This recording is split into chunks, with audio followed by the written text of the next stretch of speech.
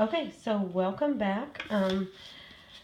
We're going to talk about area of quadrilaterals. Try to find the area of quadrilaterals. Remember, quadrilateral has four sides: square, rectangle. We've already dealt with area of squares and rectangles, length times width. It's the same idea. So let's go into these. Let's start with the area of a parallelogram. These are fairly simple. All you need to do is plug in your numbers into the formula. So let's go ahead and start with an example. A parallelogram is a shape with four sides in which it has two pairs of parallel sides. Parallel sides are sides that will not intersect. So they're like train tracks. Train tracks keep going and going and going, and they never cross. Those are that means parallel. So these are parallel, and then these diagonal ones are also parallel. They'll never cross. So that's a parallelogram. In order to find the area, you're going to need to know the base, and then also the height of this figure. Now I have a little dotted line here in this little square box. Now remember, that's a 90-degree angle. That means straight up and down and straight over. That's a 90-degree angle.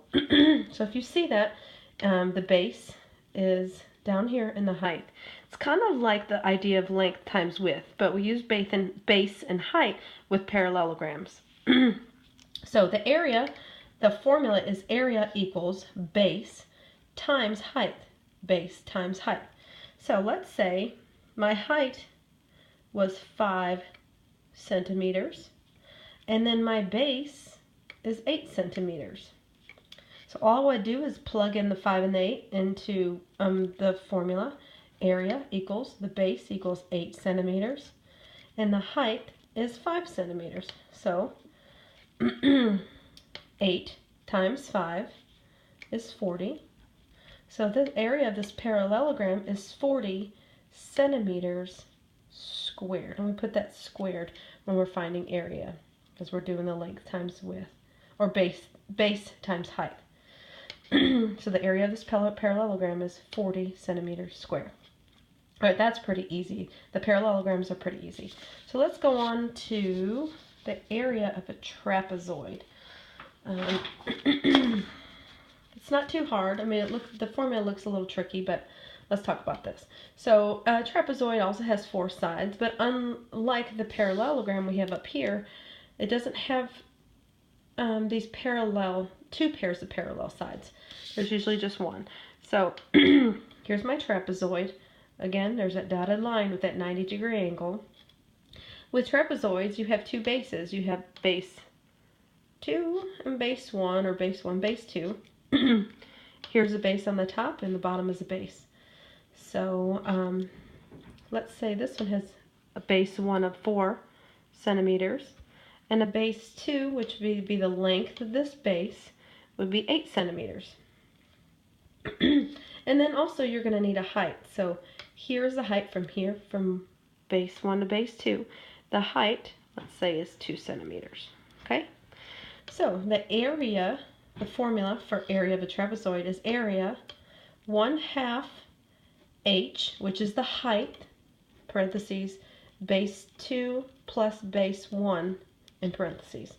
So order of operations, we're going to have to do in the parentheses first. So let's go ahead and plug in our numbers first.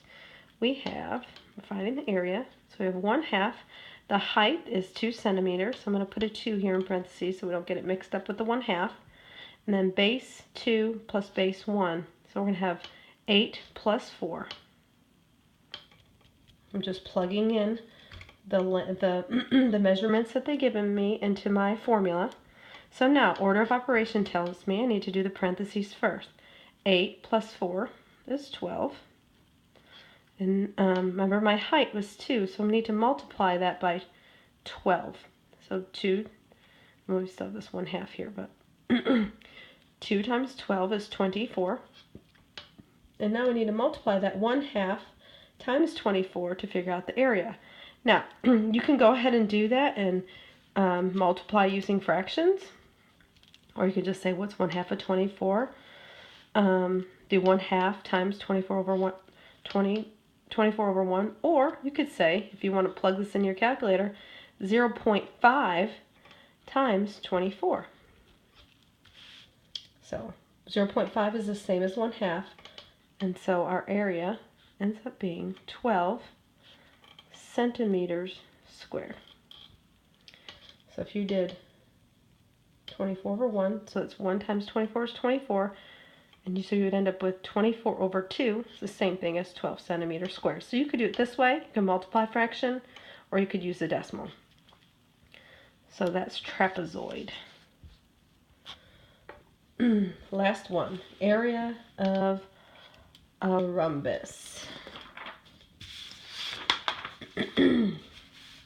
So here's what a rhombus looks like. You'll see two diagonal lines, and so that's where you see in the formula D1 and D2. Those are two measurements that you're going to have when you're trying to find the area of a rhombus. So the formula is area equals 1/2 D1 times D2. So I'm going to go ahead and plug in my numbers into that formula to find the area. So let's say D1 is 2 centimeters. And let's say, so that's D1. Let's say D2 is 3 centimeters. So D1, this measurement here is 2 centimeters. D2, that's diagonal 2, diagonal 1, diagonal 2 is 3 centimeters. So I'm going to go ahead and plug them into my formula. 1/2 equals, I'm just going to put parentheses. I use parentheses when I'm plugging into the formula just so I don't get them mixed up with the fraction and things like that. So D1 is 2 centimeters. D2 is 3 centimeters. So I put those in parentheses. You could put a dot too. Remember, that means multiplication. So 2 times 3 is 6. So now I need to know 1/2 times 6 would be my area. So I could do 1/2 times 6, 1/2 times 6 over 1, and you'd get 6 over 2. Or you could say 0.5 times 6, and you would get 3. Remember, to simplify, this would be 6 divided by 2 is 3. So 3 centimeters squared. 3 centimeters squared. That is the area of this rhombus. So don't get confused. Just make sure you're doing order of operations, especially with the trapezoid, and you'll be just fine. Just make sure you're plugging in your measurements into the correct formula and your order of operations. And if it says 1/2, you can use the fraction and multiply by that whole number, put that whole number over 1, or you could just multiply by 0.5 in your calculator, and that'll, or if you just know what 1/2 of 6 is, or 1/2 of whatever that parentheses is, so don't let that throw you off. That's actually fairly easy. All right, if you have any questions, feel free to message me. Have a good day.